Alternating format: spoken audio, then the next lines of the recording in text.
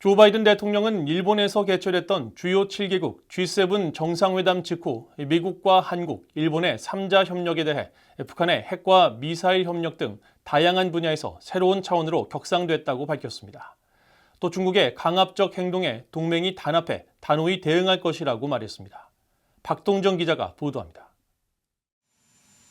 조 바이든 대통령이 일본 히로시마에서 열린 주요 7개국 G7 정상회의 폐막 후 자신의 사회 연결망 서비스에 올린 글을 통해 이번 G7 정상회의의 성과를 평가했습니다.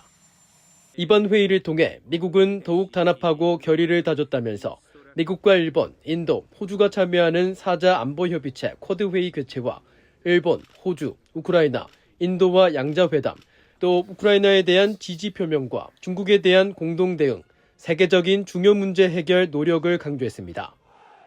바이든 대통령은 21일에도 트위터 글을 통해 미한일 3국 공조가 다양한 분야에서 그 어느 때보다 강력하다고 강조했습니다.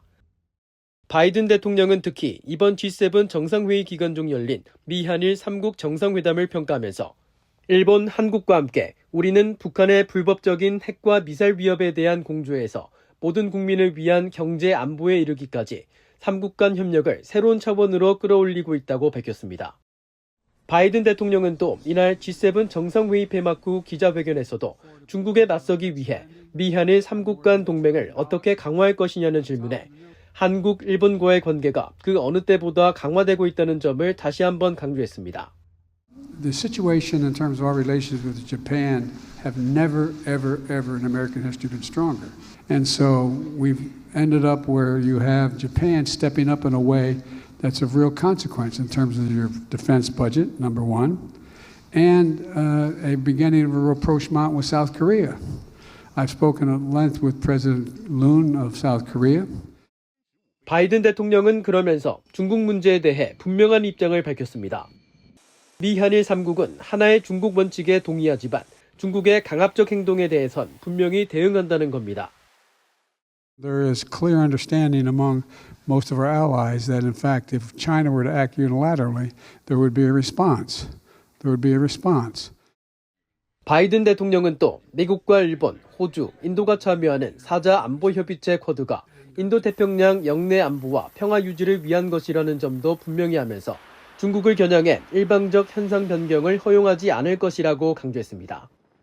그러면서 G7 정상들과 함께 핵무기의 위협이 없는 세상을 만들기 위해 계속 노력할 것이라는 미국의 약속을 재확인했습니다. 이런 가운데 백악관은 바이든 미국 대통령이 한일 정상을 워싱턴에 초청했다고 공식 확인했습니다.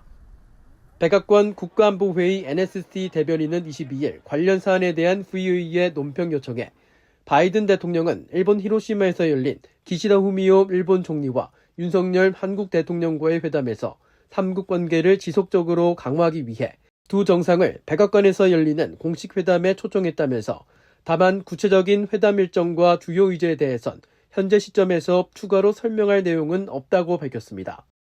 VOA 뉴스 박동정입니다.